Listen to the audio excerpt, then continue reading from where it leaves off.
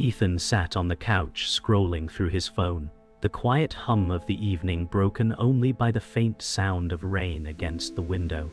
His hand froze when the screen lit up with a message meant for someone else.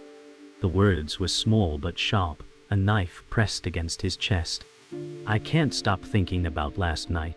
His heart pounded as he read it again, the name at the top undeniable, his partner's name, tied to a number that wasn't his. Ethan whispered, "No, this can't be real," but the pit in his stomach told him otherwise. The walls of the room seemed to close in, his breaths shallow, the air too heavy. He replayed moments in his head, excuses about late nights at work, sudden meetings, the lies disguised as normal life. His hand trembled as he placed the phone on the table, his entire world collapsing in a single second. The house was silent, except for the creak of floorboards, as Ethan wandered aimlessly through the hall. He whispered, "How long has this been happening?" His stomach twisted as he passed the photographs of vacations, birthdays, and smiles that now felt like lies. He pressed his hand against the wall for support, the memories heavy enough to crush him. Ethan sat at the kitchen table, staring at his untouched coffee. The bitter steam rose between him and silence. He muttered, "Every late night, every excuse, it was all right in front of me." His hand clenched the mug until his knuckles whitened, the ceramic, a fragile thing that mirrored how he felt. Later that day, Ethan overheard laughter outside, his partner's voice tangled with a friend's. He froze near the window, his chest tightening. He whispered, "It's them." Every note of laughter felt like a blade, slicing deeper, reminding him that betrayal wasn't hidden anymore. It was bold, careless, and real. That night, Ethan lay awake in bed, the silence between him and his partner louder than any scream. He turned his back, staring into darkness. He whispered, "Do you even know what you've done to me?" Her breathing was steady, almost peaceful, a cruel rhythm that mocked his sleeplessness. Tears burned his eyes as the reality of betrayal sank deeper, suffocating him with every breath. Ethan sat on the edge of the bed the next morning, staring at the carpet fibers as if they held answers. He whispered, "I gave everything to this relationship."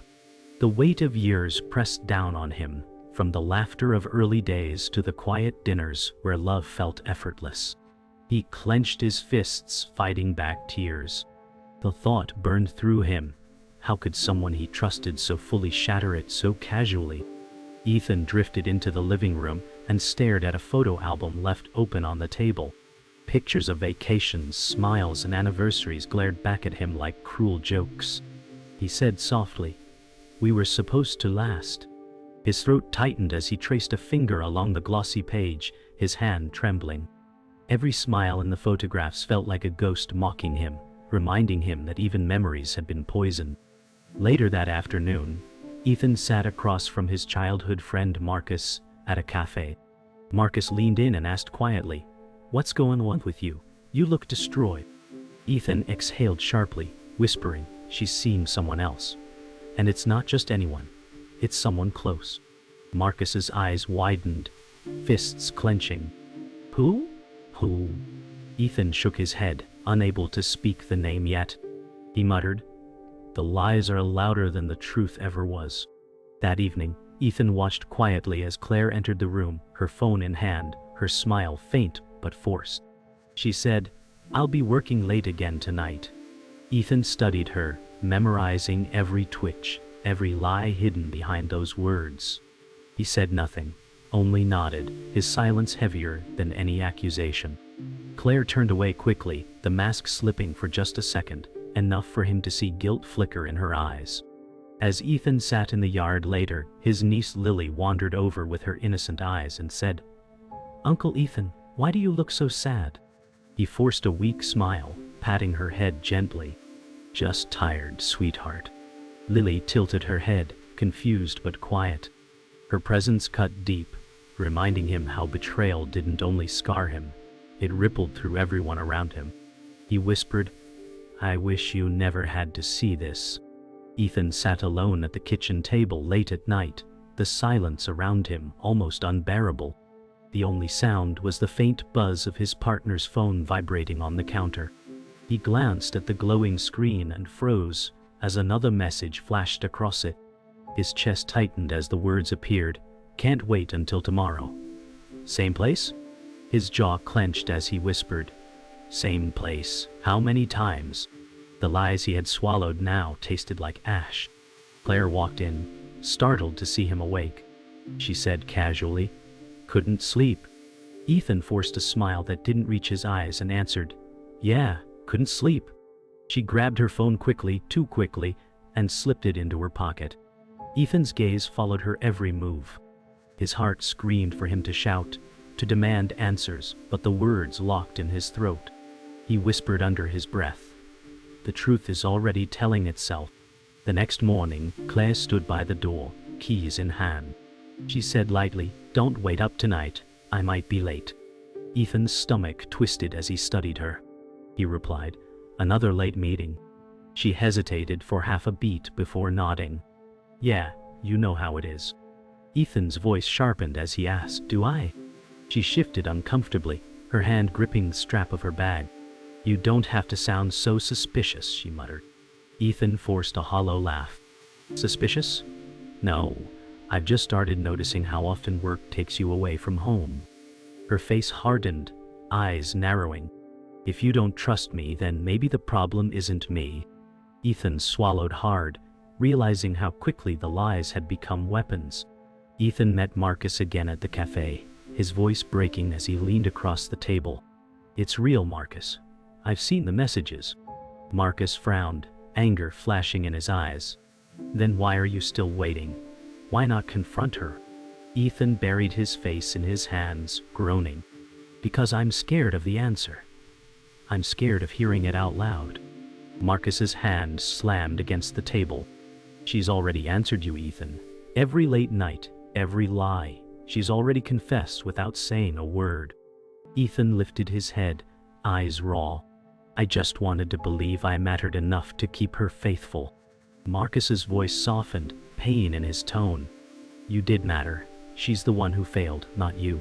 That night, Ethan searched through the laundry basket with trembling hands, his stomach churning. He pulled out a shirt that didn't belong to him. Cologne clung to it, foreign and sharp. His chest heaved as he whispered, "Whose is this?" Claire entered the room and froze, her eyes darting to the shirt in his grip. He held it up, his voice shaking with fury. "Tell me why this was in our house." Claire's lips parted, but no words came. She tried to laugh it off, her tone brittle. "It's nothing, Ethan, just a mix-up at the cleaners." Ethan's hand shook, gripping the fabric tighter. "Don't insult me with more lies," he hissed. Her silence screamed louder than any confession. The next evening, dinner was nothing but silence. The clink of cutlery on plates echoed like gunshots in the quiet room. Claire picked at her food without appetite.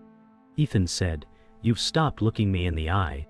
She glanced up, startled, but quickly looked away.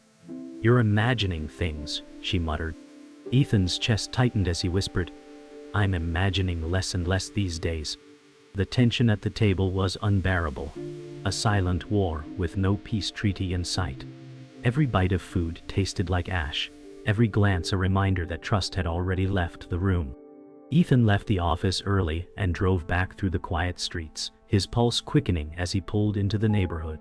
He froze when he saw Claire's car parked outside a small bar just 2 blocks away. He muttered, "Not working late, huh?" He stepped out of his own car and approached, his breath fogging in the cool night air.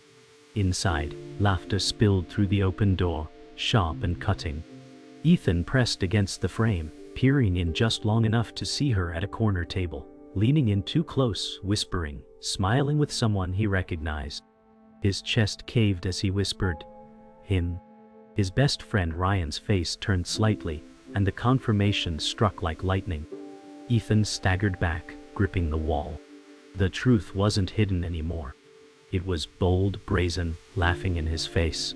Ethan sat with Marcus later that night, his voice shaking with rage. "It's Ryan. The one person I trusted the most. How could he?" Marcus clenched his fists so tight his knuckles whitened. "That snake," he growled. Ethan's voice cracked. I thought he was my brother. I let him into my house, my family, my life. Marcus leaned forward, his tone sharp. You have to confront them, Ethan. Both of them. Don't let this rot eat you alive. Ethan shook his head, tears burning his eyes. I don't even know what to say. What words cover that kind of betrayal? Marcus slammed the table with his palm. You don't need words, Ethan. You need the truth. And they need to choke on it. When Ethan walked into the kitchen the next morning, Claire was making coffee, her back turned. He said flatly, "Long night at work?" She stiffened, her hand pausing on the kettle. "Yeah, very late." Ethan stepped closer, his voice sharp. "Funny. I saw your car outside Miller's bar." Claire froze before forcing a laugh, brittle and hollow. "You must be mistaken." Ethan's voice rose, shaking with fury. "Mistaken? I saw you with him, Claire, with Ryan." She spun around, eyes wide, voice trembling. "It's not what you think," Ethan shouted, his voice breaking. "It's exactly what I think." The mug slipped from her hand and shattered, the sound echoing like a gunshot. Silence followed, filled only by their ragged breathing. That evening, Ethan sat in his car outside Ryan's apartment, his grip strangling the steering wheel. He muttered, "I need to see his face. I need to hear him admit it." He climbed the stairs 2 at a time and pounded on the door until Ryan opened it, surprise flickering into guilt in his eyes. Ethan snarled, "How long?" Ryan's lips parted, stammering, "Ethan, Ethan cut him off, rage boiling. "Don't say my name like you're my friend." "How long?" Ryan rubbed his forehead, sighing. "Months." The single word shattered the air. Ethan staggered back, his breath knocked out. Ryan said weakly, "I didn't mean for it to happen." Ethan's laughter came out cracked, hollow. "Didn't mean? You meant it every single time you touched her." Later that night, Ethan sat on the floor of his living room, back against the couch, phone in his hands. He whispered, "Everything's a lie. Every memory. Every promise." Claire appeared at the doorway, eyes red from crying. "Please, Ethan. Listen to me." He looked up, rage burning through his tears. "Listen? To what? Another excuse. Another lie." She stepped forward, reaching out. "I never wanted to hurt you." He barked out a bitter laugh. "You burned my life down with the one person I trusted most. You didn't just hurt me, Claire. You killed us." She fell to her knees, sobbing. Ethan turned his face away, staring into the darkness, his voice hollow. "And now, I don't know if I'll ever be whole again." Ethan sat at the dining table, his eyes bloodshot from sleepless nights. Claire hovered nearby, twisting her fingers nervously.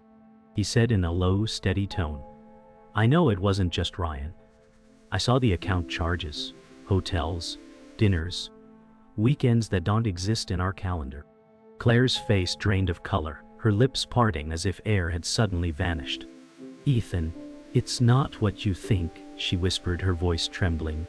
Ethan slammed the folder of receipts onto the table, the papers scattering like ashes. "Stop insulting me with that line. It's exactly what I think. You didn't just betray me with him, you let our lives become a performance while you lived another one." She flinched at the word betray, tears filling her eyes. Ethan's voice cracked with rage and grief. "You didn't just cheat. You built a life behind my back and left me a shadow in my own home." Ethan stormed into Marcus's apartment, his voice shaking. "It's Ryan. All this time, it was Ryan." Marcus's eyes widened in disbelief. "Ryan? Your best friend Ryan?" Ethan nodded, collapsing into a chair. "The one I trusted with my secrets, with my family. The man who stood by me at my wedding. He was the one lying in my bed when I wasn't home." Marcus's fists slammed into the table. "That bastard. He doesn't just betray you, Ethan. He spit on everything you shared." Ethan buried his face in his hands. "Do you know what the worst part is? Every time I saw them laughing together, I told myself it was friendship. I defended them to myself. I built a shield of denial so thick that I became the fool in my own house." Marcus's voice softened but stayed sharp. You're not the fool, Ethan, they are. They took everything good you gave and turned it into rot. Alone in the bedroom, Ethan opened an old box of keepsakes, concert tickets, love notes, little mementos of years gone by. He picked up a letter from Claire, her handwriting neat and affectionate. He read aloud bitterly, "Forever yours." His voice broke, cracking into a whisper. "Forever, until Ryan." He dropped the letter back into the box and muttered, "How could I be so blind? How many times did I see the signs and choose to smile instead of question?" The memories twisted into daggers. He laughed, a bitter, broken sound. "I told everyone I was the luckiest man alive. Turns out I was just the most deceived." His hands shook as he shoved the box closed, tears dripping onto the wood. The next day, Ethan confronted Marcus with a revelation, his voice hoarse. "You knew, didn't you? You suspected and said nothing." Marcus froze, guilt flickering in his eyes. "Ethan, I didn't know for sure. I thought it was just my imagination. I didn't want to break you with something that might not have been real." Ethan's voice rose, ragged with fury. "Not real? It was happening right in front of us. You saw it, Marcus. You saw the looks, the whispers, and you let me stay blind." Marcus's voice cracked as he shouted back, "Because I wanted to protect you. Because I couldn't bear to be the one who destroyed your world if I was wrong." Ethan's chest heaved, his voice dropping to a broken whisper. "And instead you let them destroy it slowly, piece by piece, until I couldn't breathe." Silence thickened the air, their friendship tested under the crushing weight of betrayal. That evening, Ethan sat alone in the living room, head tilted back against the couch, the silence deafening. Claire entered, her face streaked with tears, voice raw. "Ethan, please. I never wanted to hurt you. I needed something I thought you couldn't give." His eyes snapped open, his voice like glass. "And you found it in him? My best friend?" She sobbed, shaking. "It wasn't supposed to happen. It started with a mistake, and then I couldn't stop." Ethan rose slowly, each word cutting. Every kiss was a choice. Every lie was a decision. "You didn't just betray me, Claire. You dismantled everything we built and handed it to him." She fell to her knees, crying, "I still love you." He stared down, hollow and unmoved. "You don't love me. You love the ease of lying to me." He turned away, leaving her sobs echoing into the silence. The living room felt like a battlefield as Ethan stood in front of Claire, his hands trembling, but his voice sharp. "You don't get to explain this away anymore. Every excuse is a nail in the coffin of what we had." Claire's face crumpled as she whispered, "I was lonely, Ethan. You were always working, always distracted, and I thought I needed more." Ethan's chest heaved as he shouted, "So you chose him? The one man who knew everything about me? My secrets, my fears, my trust, you gave it all to him." She stepped forward, her arms reaching out desperately.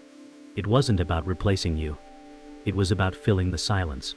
Ethan's voice broke, raw with pain. "The silence you created when you stopped talking to me. And instead of fixing us, you burned me alive." Her sobs filled the room, but his eyes stayed locked on her with a fury that had no place for mercy. The knock at the door came like a thunderclap. Ethan opened it to find Ryan standing there, guilt etched into his face. Ethan's voice shook with venom. "You have the nerve to show up here?" Ryan lowered his head, muttering, "I came to apologize." Ethan barked out a bitter laugh. "Apologize? You stole my life out from under me, and you think words will fix it?" Ryan tried to step inside, but Ethan blocked him, chest heaving. "Every night you sat across from me, sharing meals, laughing with my family, all the while stabbing me in the back." Ryan's voice broke. "It wasn't planned, Ethan. It just happened." Ethan shoved him back a step, fury erupting. "A mistake is once. Months of betrayal is a choice, and every choice was you spitting on our friendship." Ryan's eyes brimmed with tears as he whispered, "I never meant to ruin you." Ethan roared, "You did." The house vibrated with the force of his words. Claire stepped between them, her voice desperate. Stop this before it destroys all of us. Ethan turned on her, his voice rising.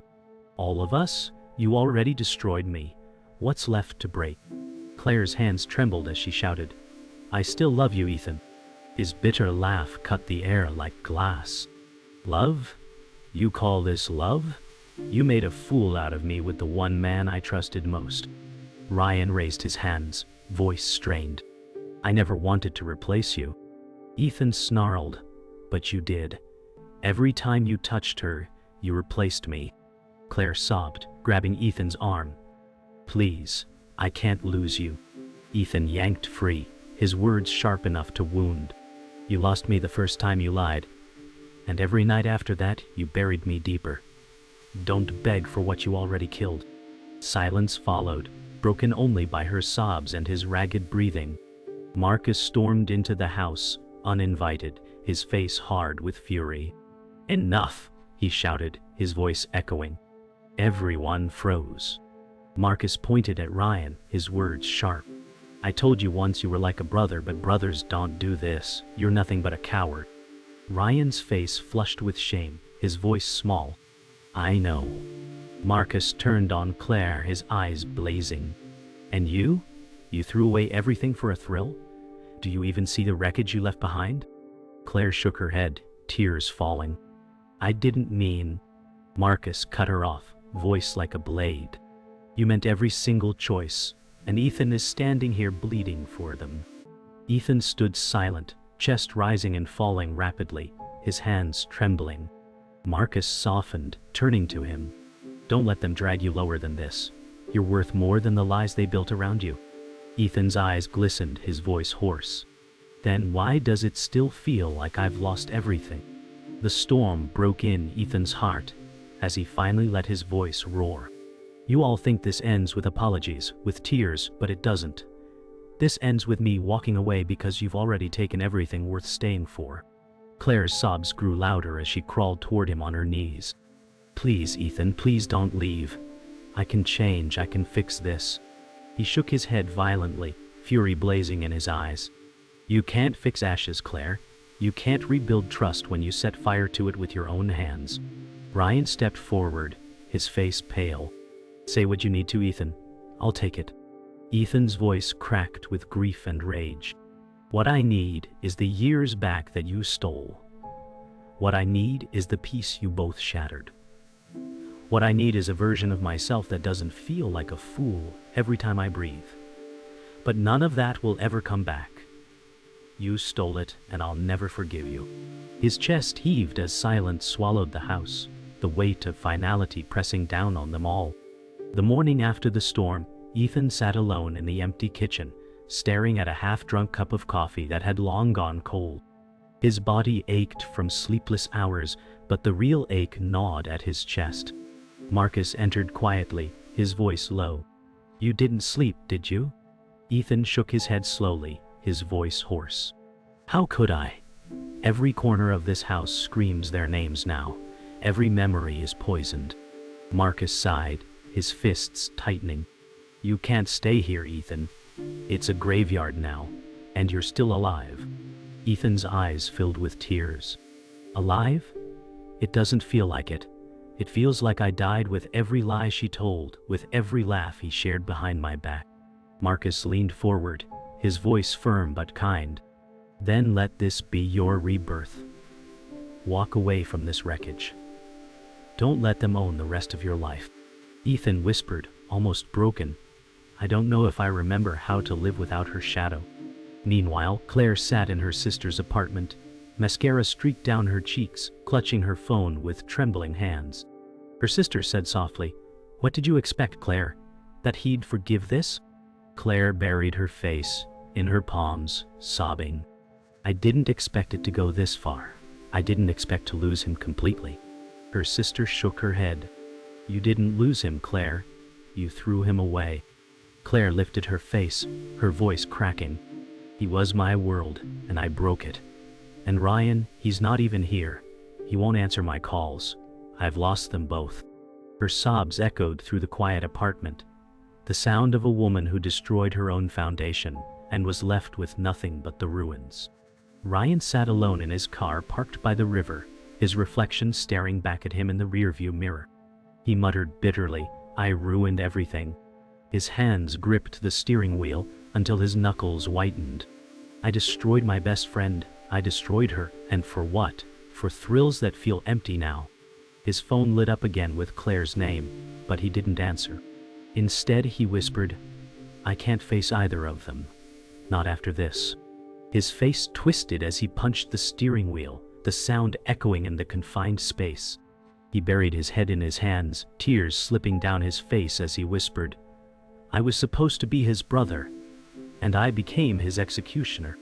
Ethan stood outside his house that evening, suitcase in hand, staring at the door he once thought would always mean safety. Margaret from next door waved cautiously, her voice gentle. "Leaving already?" Ethan forced a small nod. "I can't stay in a place built on lies." She frowned, sympathetically. "You deserve peace, Ethan. Don't forget that." He whispered, "Peace feels like a foreign language now."